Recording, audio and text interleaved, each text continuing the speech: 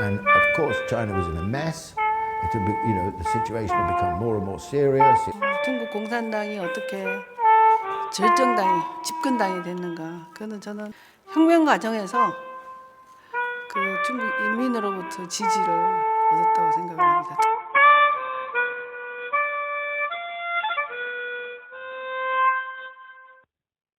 One would be that in order to develop the country, it was necessary to get rid of landlordism.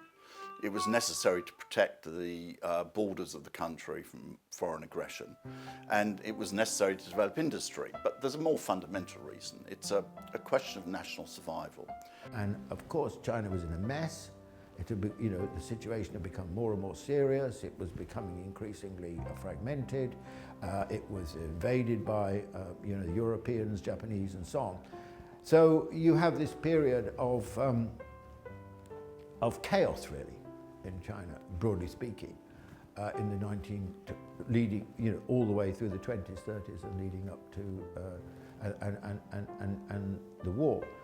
And it was only really in 1949, with the victory of Mao and the Chinese Communist Party, that China became, first of all, reunified. Secondly, expelled the foreign forces, and thirdly, reconstituted the state at the heart of Chinese society and Chinese politics. 중국 공산당이 어떻게 절정당이, 집권당이 됐는가? 그거는 저는 혁명 과정에서 그 중국 인민으로부터 지지를 얻었다고 생각을 합니다. 특히 중일 전쟁 과정에서 일본의 그 항일 전쟁에 가장 적극적으로 공산당이 동참했고, 그 과정에서 중국 국민들의 지지를 얻어내서 최종적으로 최후의 성자가 되지 않았나 생각을 하고요. 그런 점에서 중국 공산당의 그 중국인들로부터 정통성은 혁명을 승리로 이끌었다는 그게 아닐까 그렇게 생각을 합니다.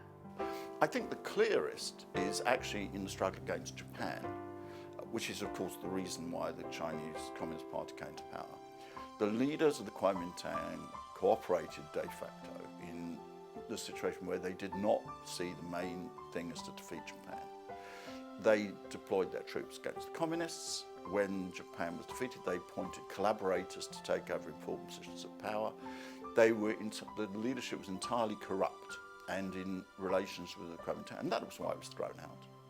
The Chinese Communist Party came to power because it was seen as the only force that could guarantee the advance of China, and that's really the reason more than all the other ones. The heart of what Chinese civilization is about. Unity is an absolute sort of cornerstone of China over a very long historical, hundreds and hundreds and hundreds of years. Likewise, the sense that China, can't accept being occupied by foreign powers is very important to China. So it was like the building blocks. Mao restored the building blocks, if you like, put the modern building blocks in place for China. I think that the 1978 experience was on the shoulders, if you like, of the 1949 transformation. Without the expulsion of the foreign invaders, the reunification of China and the reconstitution of the state, that would not have been possible.